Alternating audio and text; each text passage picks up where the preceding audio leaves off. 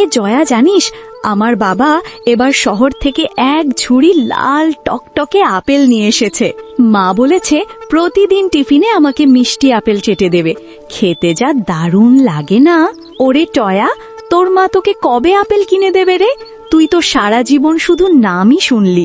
Apple তো বড় লোকদের ফল, তোর মতো গরিবের কপালে কি আর ওসব জোটে? তোরা সব সময় আমাকে এমন কথা শুনিয়ে কষ্ট দিস কেন?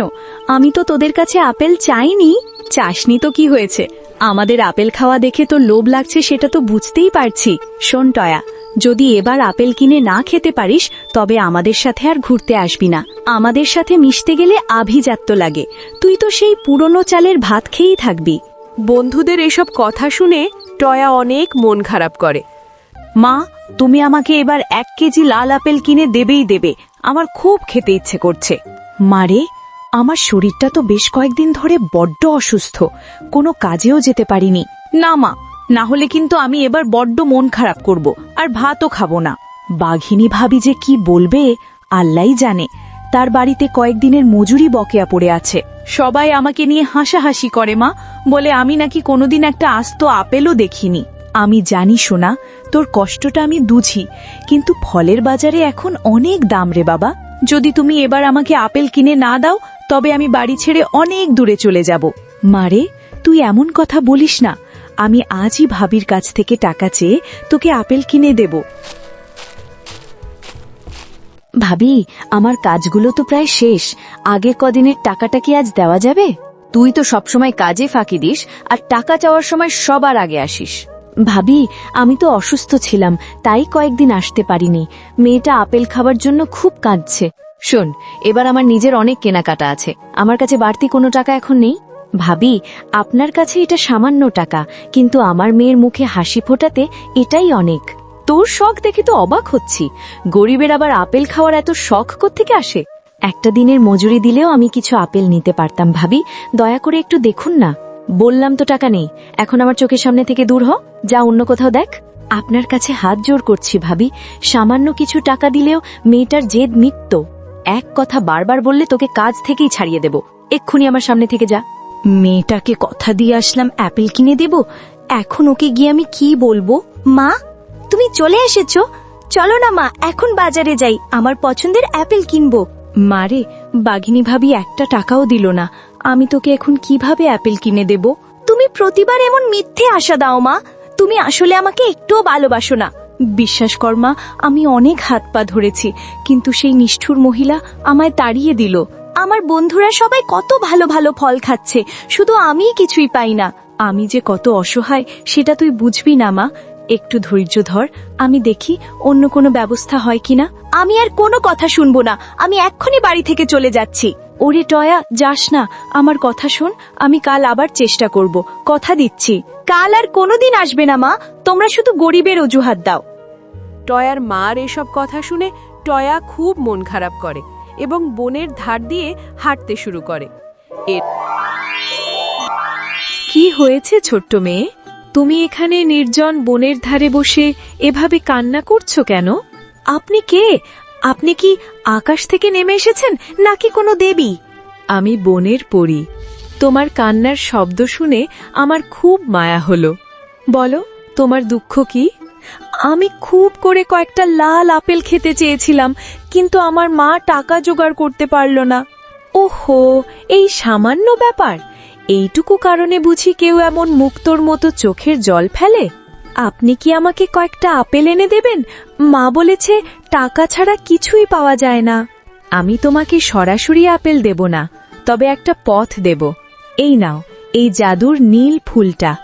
এই ফুল দিয়ে আমি কি করব? এটা কি আমাকে আমার কাঙ্ক্ষিত মিষ্টি আপেল এনে দেবে? এটি তোমার বাড়ির কাঁঠাল গাছের গোড়ায় রাখলেই অদ্ভুত জাদু দেখতে পাবে। ভয় পেও না টয়া, আমি জানি তোমার মনটা অনেক পরিষ্কার আর সহজ সরল। কিন্তু একটা গাছ কিভাবে কথা বলতে পারে? আমি তো ভেবেছিলাম আমি শুধু স্বপ্ন দেখছি। এটা কোনো সাধারণ গাছ নয় টয়া। পরীর আশীর্বাদে এখন থেকে তোমাকে আর কষ্ট করে টাকা দিয়ে আপেল কিনতে হবে না। সত্যি বলছো? তার মানে বাঘিনী ভাবির কাছে আর আমার মাকে হাত পাততে হবে না? একদম না।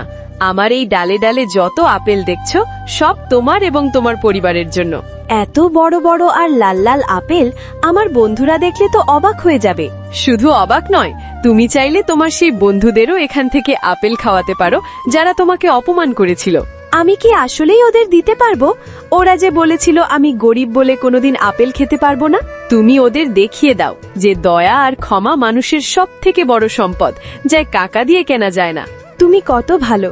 তুমি আসার পর থেকে আমার মনে হচ্ছে আমাদের সব অভাব এক নিমিষেই দূর হয়ে গেছে। তোমার হাসি মুখটাই আমার সার্থকতা টয়া। এখন থেকে আমরা দুজন খুব ভালো বন্ধু হয়ে থাকবো। আজ থেকে আমি আর কাঁদবো না। আমি আর আমার মা এই জাদুর আপেল খেয়ে আর সবাইকে দিয়ে খুব সুখে থাকবো। জয়া, তুই এতগুলো আপেল নিয়ে এসেছিস দেখে আমি সত্যি অবাক হয়েছি। কাল আমি বন্ধুদের সামনে তোকে নিয়ে ওভাবে হাসাহাসি করলাম, আর আজ তুই সবার জন্য খাবার নিয়ে এলি। আমার নিজের কাছেই খুব ছোট লাগছে। আমি জানি কালকের ঘটনাটা তোর কাছে খুব মজার ছিল, কিন্তু আমার খুব খারাপ লেগেছে। তবে আমি বিশ্বাস করি রাগ পুষে রাখলে দূরত্ব বাড়ে, তাই আজ আপেলগুলো নিয়ে এলাম। বন্ধুত্বের চেয়ে বড় তো আর কিছু হতে পারে না, তাই না? আমি জানি আমি সীমা ছাড়িয়ে গিয়েছিলাম। প্লিজ আমাকে ক্ষমা করে দিস। তোকে ছোট করার কোনো উদ্দেশ্য আমার ছিল না, স্রেফ মজা করতে গিয়ে ভুলটা করে ফেলেছি। তোর মতো এত বড় মনের মানুষ আমি খুব কমই দেখেছি। ক্ষমা চাওয়ার কিছু নেই রে, মানুষ তো ভুল করেই শেখে। আমি চাইনি আমাদের মাঝে কোনো তিক্ততা থাকুক, তাই এগুলো নিয়ে এসেছি। সবাই মিলে একসাথে আপেলগুলো খেলে দেখবি, কালকে সব খারাপ লাগা ধুয়ে মুছে যাবে। আমি তোকে কথা দিচ্ছি ভবিষ্যতে এমন কাজ আর কখনো করব না। বন্ধুদের সামনে তোর সম্মান নষ্ট করার অধিকার আমার নেই, সেটা আমি আজ বুঝতে পারছি। তুই সত্যি আমাকে এক বড় শিক্ষা দিলি। শিক্ষা দেওয়ার জন্য নয়, বরং ভালোবাসা থেকেই আমি এগুলো সবার জন্য এনেছি। আমাদের এই ছোট জীবনে রাগ করার চেয়ে হাসি খুশি থাকা অনেক বেশি জরুরি। চল আপেলগুলো কেটে সবাইকে দিই। সবাই নিশ্চয়ই অপেক্ষা করছে। না রে, আগে আমাকে মন থেকে ক্ষমা করতে হবে, না হলে আমি এক ফোঁটাও খেতে পারবো না। তুই যেভাবে শান্তভাবে সবটা সামলে নিলি তা দেখে আমি সত্যি মুগ্ধ। তোর এই ক্ষমাশীল মনটা সবার থাকে না। তুই যদি এভাবে বারবার বলিস তবে আমিই লজ্জা পেয়ে যাব। আমি তোকে অনেক আগেই ক্ষমা করে দিয়েছি, যখন দেখলাম তুই আমার দিকে অপরাধ বোধ নিয়ে তাকিয়ে আছিস। বন্ধু তো বন্ধুকেই ক্ষমা করবে, এটাই স্বাভাবিক। এই আপেলগুলো শুধু ফল নয়, এগুলো আমাদের বন্ধুত্বের নতুন শুরু। আমি কাল থেকে নিজেকে বদলানোর চেষ্টা করব এবং অন্যের অনুভূতিকে সম্মান করতে শিখব। তুই আমার জীবনের অন্যতম সেরা বন্ধু হয়ে থাকবি সব সময়। ঠিক আছে, অনেক আবেগঘন কথা হলো, এবার চল কাজে লেগে পড়ি। এই লাল আপেলগুলো খুব মিষ্টি, ঠিক আমাদের বন্ধুত্বের মতো। বন্ধুদের ডাক দে, আমরা সবাই মিলে হৈহুল্লোড় করে এগুলো খাবো। অবশ্যই, আমি এক্ষুনি সবাইকে ডেকে আনছি, আর তোর প্রশংসা সবার কাছে করব। তুই যেভাবে আমাকে লজ্জার হাত থেকে বাঁচালি তা আমি সারা জীবন মনে রাখব। আজ থেকে আমাদের মধ্যে আর কোনো গোপন অভিমান থাকবে না। একদম তাই, মনের সব কথা খুলে বলাই ভালো। এখন হাসি মুখে চল বন্ধুদের নিয়ে একটা দারুণ আড্ডা জমানো যাক। আমাদের বন্ধুত্ব যেন এই আপেলের মিষ্টতার মতোই অটুট থাকে চিরকাল।